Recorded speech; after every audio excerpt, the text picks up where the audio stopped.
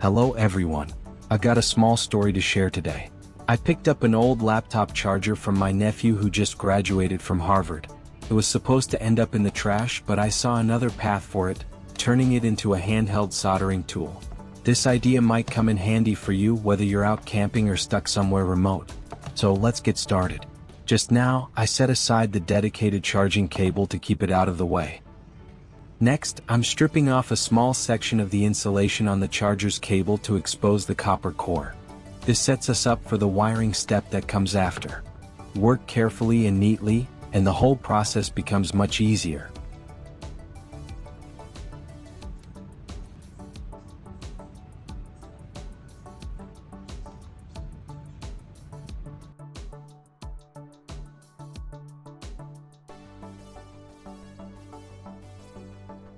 At this stage, I've prepared a piece of wire for the connection. I'll start by showing you how to join it with one copper end first. The other copper end will also be connected to another wire in the same manner.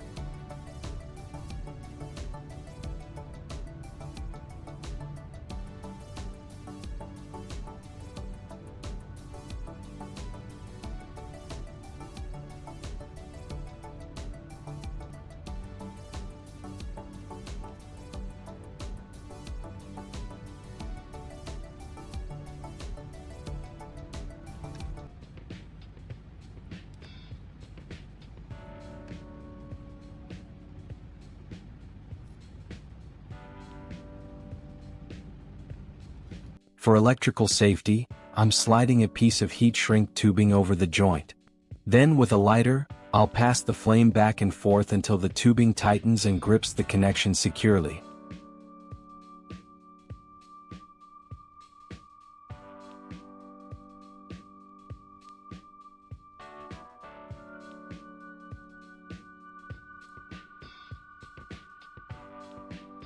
You've seen the spark plug tray in many of my welding and antenna projects.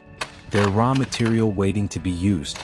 Each spark plug is solid, heat-resistant, and with the right approach becomes useful. This time I picked one as part of the homemade soldering tool. Just a small detail but enough to make the idea work. Let me walk you through the steps. First, we connect one end of a wire to the threaded part of the spark plug. Then we tighten the connector so the wire stays firmly in place.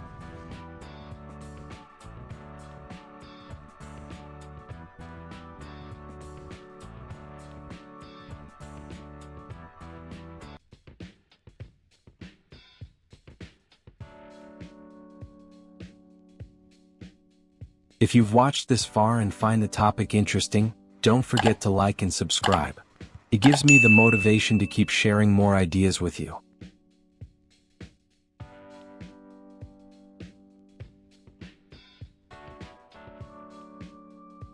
After finishing the connection, I position the wire close to the spark plug's body. This way I can wrap it with tape to keep things neat and prevent the wire from getting in the way while soldering.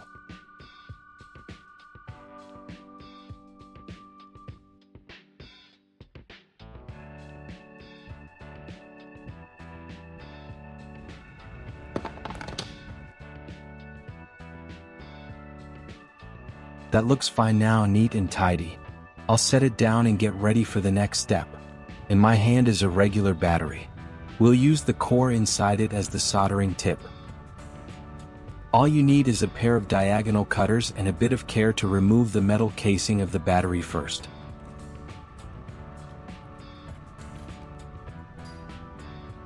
Next, use a knife to remove the outer plastic insulation.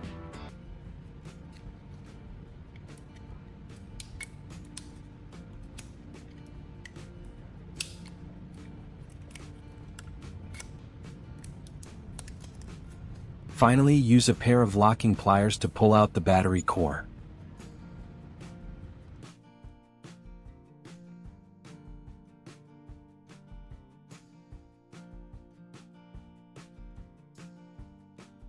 Before grinding one end of the battery core, wipe it with a tissue to prevent dust or residue from sticking during soldering. To turn it into a soldering tip, simply grind one end to a point.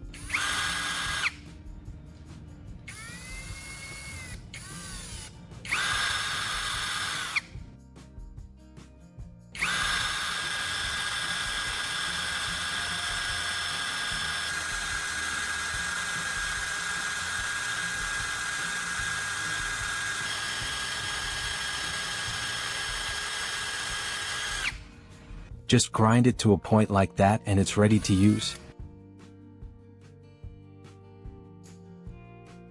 Now we'll attach the flat end of the battery core to the spark plug's connector.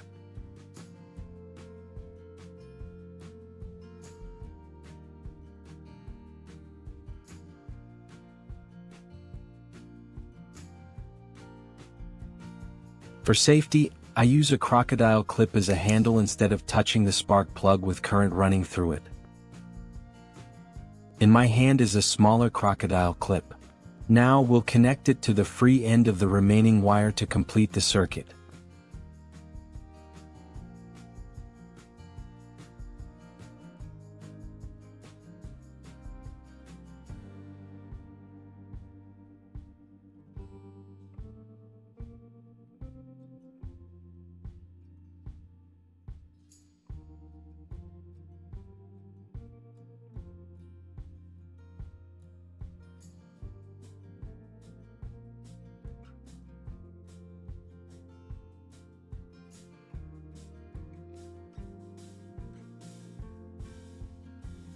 Now, simply reconnect the original charging cable to the charger and plug it into the power source, and it's ready to use.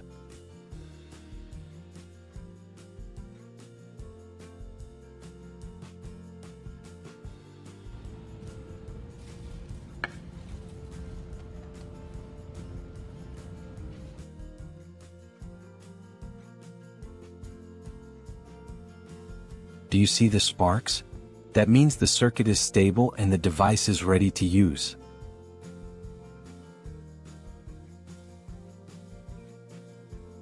I'll perform 3 soldering tests on different small metal objects. Join me to see how it works.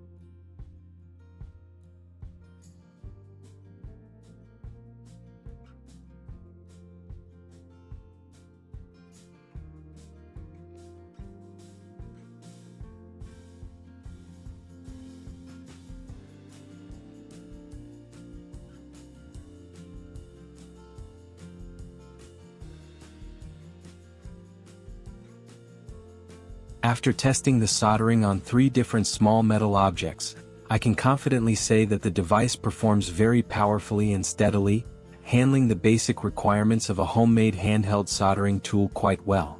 While it cannot directly compare to professional soldering equipment on the market, the results are impressive considering the limited materials and resources used. If you find this video helpful or interesting, please support me by liking, subscribing, leaving a comment, and sharing it with your friends. Your support gives me the motivation to continue exploring and sharing more creative projects in the future.